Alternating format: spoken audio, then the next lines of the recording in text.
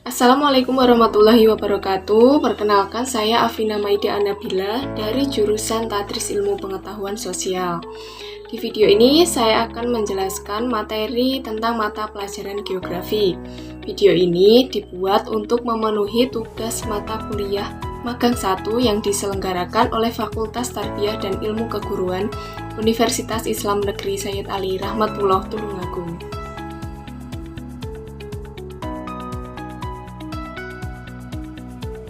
Oke, pada video 1 ini saya akan menjelaskan materi tentang faktor serta persebaran flora dan fauna di dunia. Tujuan pembelajarannya, yang pertama dapat menganalisis faktor yang mempengaruhi persebaran flora dan fauna di dunia, serta dapat menganalisis persebaran jenis flora dan fauna di dunia. Jadi simak video ini baik-baik ya, supaya tujuan pembelajaran bisa tercapai dengan baik juga. Yang pertama adalah faktor yang mempengaruhi persebaran flora dan fauna.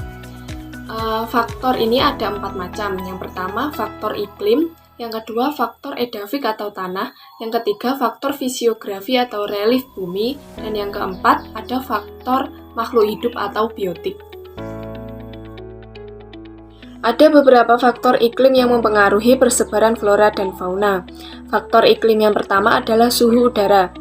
Setiap wilayah di permukaan bumi memiliki suhu udara yang berbeda-beda. Hal ini disebabkan oleh faktor sudut datangnya sinar matahari, letak lintang, jarak atau lokasi daratan dengan laut, ketinggian tempat, dan penutupan lahan oleh tumbuhan.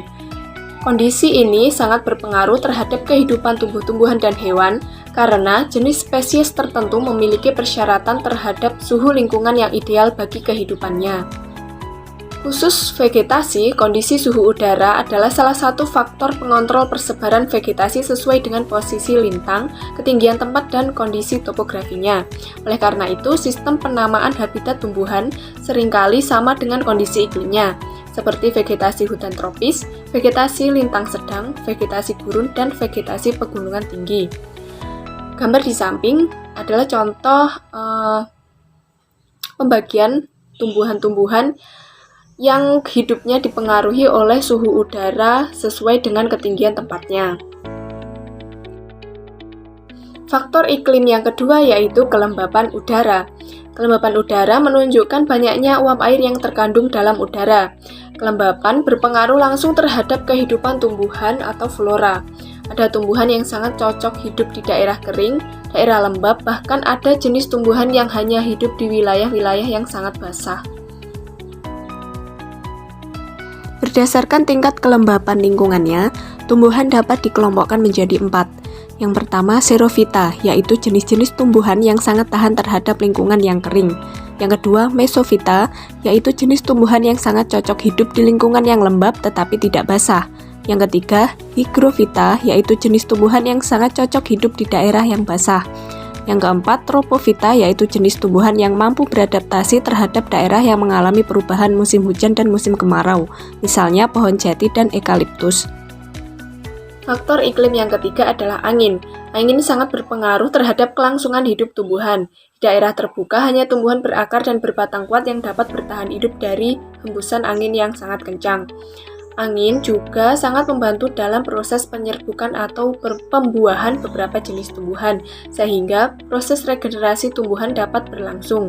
Tumbuhan-tumbuhan tertentu penyebaran benihnya juga dilakukan oleh angin, misalnya spora yang diterbangkan oleh angin pada tumbuhan paku-pakuan. Faktor iklim yang terakhir adalah curah hujan. Tumbuhan sangat tergantung pada curah hujan dan kelembapan udara. Banyak sedikitnya jumlah curah hujan di suatu tempat akan membentuk karakter khas bagi formasi-formasi vegetasi di muka bumi. Kekhasan jenis-jenis vegetasi ini dapat mengakibatkan adanya hewan-hewan yang khas pada lingkungan vegetasi tertentu, karena pada dasarnya tumbuhan-tumbuhan merupakan produsen yang menyediakan makanan bagi hewan. Selain faktor iklim, faktor yang mempengaruhi persebaran flora dan fauna adalah faktor edafik atau faktor tanah. Faktor edafik adalah faktor tanah yang ditempati oleh hewan dan tumbuhan itu sendiri. Tanah adalah media utama bagi tumbuhnya vegetasi. Kebutuhan-kebutuhan pertumbuhan dan perkembangan vegetasi seperti unsur hara, humus, air, dan udara disediakan oleh tanah. Tanah yang subur akan memberikan dampak yang baik bagi pertumbuhan tanaman. Selain itu, hewan juga akan lebih mudah menemukan makanan jika di sekitarnya terdapat makanan berupa tanaman yang tumbuh subur dan berbuah lebat. Faktor-faktor fisik dari tanah yang mempengaruhi pertumbuhan vegetasi antara lain, yang pertama, tekstur dari tanah atau ukuran dari butiran tanah. Yang kedua, tingkat kegemburan tanah. Yang ketiga, mineral organik atau humus yang terkandung. Yang keempat, mineral anorganik atau unsur hara. Yang kelima, kandungan pada air tanah. Dan yang keenam, kandungan udara pada tanah. Faktor yang mempengaruhi persebaran flora dan fauna selanjutnya adalah faktor fisiografi atau relief bumi. Bentuk permukaan bumi yang beragam seperti pegunungan dapat menghambat penyebaran tumbuhan. Selain itu, kemiringan lereng juga dapat mempengaruhi tumbuh kembang tanaman. Lereng yang membelakangi sinar matahari, pertumbuhannya akan terhambat dibandingkan dengan kondisi sebaliknya. Hal ini menyebabkan adanya perbedaan suhu sehingga terjadi perbedaan jenis vegetasi berdasarkan tinggi tempat. Demikian pula jenis vegetasi atau flora dan fauna yang hidup di dataran rendah tentu berbeda dengan dataran tinggi ataupun di wilayah pegunungan tinggi. Gambar di samping merupakan salah satu ilustrasi bagaimana perbedaan bentuk permukaan bumi. Faktor selanjutnya adalah faktor makhluk hidup atau biotik. Tumbuhan yang memiliki daya adaptasi kuat akan menghambat tumbuhan lain yang memiliki daya adaptasi yang lemah, sehingga mendominasi pada suatu wilayah tertentu. Organisme cacing dapat menyuburkan tanah sehingga mempengaruhi jenis tanaman pada permukaan bumi. Selain itu, manusia juga memiliki peran sebagai penyebar flora dan fauna. Terkadang juga berperilaku tidak baik dalam menjaga kelestarian alam. Materi selanjutnya yaitu tentang persebaran flora dan fauna di dunia. Nah, persebaran flora dan fauna di dunia dapat dilihat berdasarkan kategori berikut ini. Bioma merupakan bagian dari biosfer yang merupakan bentang alam darat yang mempunyai karakteristik khas berdasarkan keadaan iklimnya. Secara umum, bioma memiliki 3 subjek utama, yaitu produsen, konsumen, dan pengurai atau dekomposer. Bioma ada 7 macam, yaitu bioma hutan hujan tropis, bioma hutan gugur, bioma padang rumput, bioma sabana, bioma gurun, bioma taiga, dan bioma tundra. Yang pertama, saya akan menjelaskan mengenai bioma hutan hujan tropis. Bioma ini dapat ditemukan di sekitar Khatulistiwa. Ciri-ciri hutan hujan tropis antara lain memiliki curah hujan yang tinggi dan merata sepanjang tahun, memiliki pohon-pohon utama yang mempunyai ketinggian antara 20-40 meter, cabang pohon berdaun lebat dan lebar serta hijau sepanjang tahun, mendapat sinar matahari yang cukup, tetapi tidak dapat menembus dasar hutan karena tertutup pepohonan yang lebat, permukaan tanahnya lembab dan sering tergenang air, serta memiliki suhu udara di antara 25-26 derajat Celcius. Selanjutnya yaitu bioma hutan gugur. Vegetasinya didominasi oleh tumbuhan peluruh atau tumbuhan yang menggugurkan daunnya pada musim tertentu. Pada bioma ini mengalami 4 musim, yaitu panas, gugur, dingin, dan semi. Ciri khas dari bioma hutan gugur ini adalah warna daun yang berwarna oranye keemasan. Hal ini disebabkan karena pendeknya hari sehingga merangsang tanaman untuk menarik klorofilnya dari daun sehingga diisi oleh pigmen lain, yaitu warna oranye itu. Selanjutnya yaitu bioma padang rumput. Bioma ini merupakan ekosistem yang didominasi oleh vegetasi berbagai jenis rumput.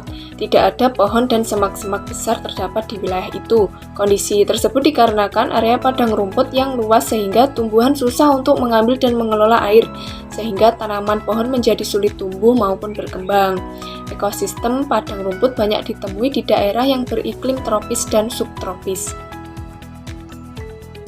Kemudian jenis bioma sabana. Bioma sabana adalah padang rumput yang diselingi oleh pepohonan atau semak-semak seperti palem dan akasia. Biasanya padang sabana tumbuh di antara wilayah tropis dan subtropis, atau tumbuh di wilayah yang memiliki curah hujan yang rendah. Sabana juga dikenal dengan nama padang rumput tropis. Wilayah sabana tersebar di daerah Afrika, Amerika Selatan, Australia, dan Indonesia, yaitu di wilayah Nusa Tenggara Timur. Kemudian bioma gurun. Bioma gurun merupakan ekosistem darat yang didominasi oleh flora dan fauna tertentu dan ditandai dengan lingkungan yang beriklim kering dengan curah hujan yang sangat sedikit. Curah hujan tahunan yang terjadi di bioma gurun kurang dari 250 mm per tahun. Selanjutnya adalah bioma taiga. Taiga adalah suatu ekosistem yang berada di hutan yang di dalamnya hanya terdapat satu spesies pohon yang sejenis. Spesies tersebut biasanya pinus, konifer, cemara, dan atau pohon-pohon lain yang sejenis. Ciri-ciri bioma taiga adalah memiliki suhu mencapai 90 derajat Fahrenheit atau lebih pada musim panas, memiliki musim dingin yang berlangsung cukup panjang, dan di daerah ini sangat basah karena penguapannya rendah. Kemudian musim kemarau yang panas sangat singkat, yakni berlangsung hanya 1-3 bulan.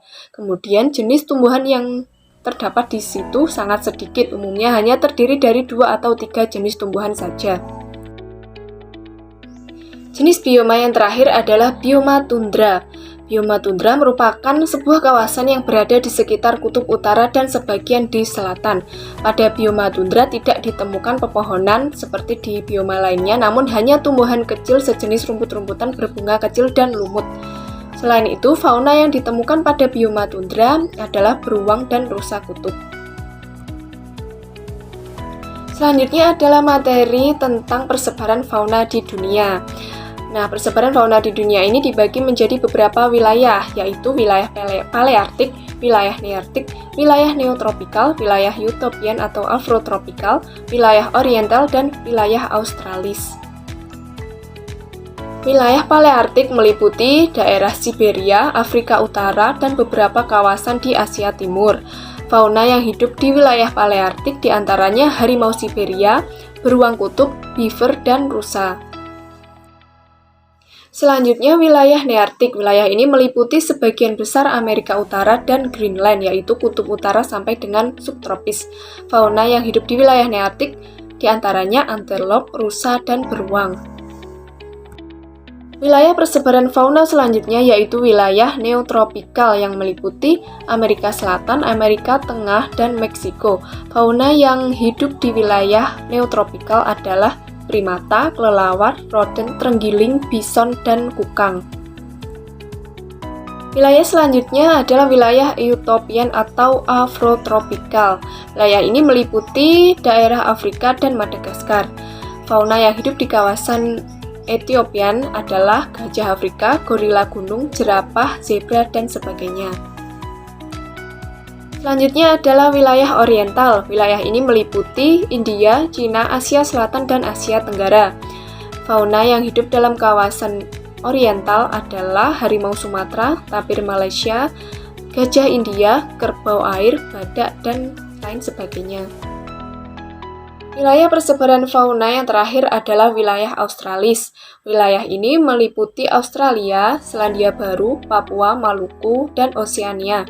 Fauna yang hidup dalam wilayah ini antara lain kanguru, koala, buaya, platypus, walabi, burung penghisap madu, burung kiwi, dan burung kasuari. Sekian penjelasan pada materi video saya hari ini. Apabila ada kurang lebihnya saya mohon maaf. Semoga bermanfaat dan sampai jumpa di video selanjutnya. Wassalamualaikum warahmatullahi wabarakatuh.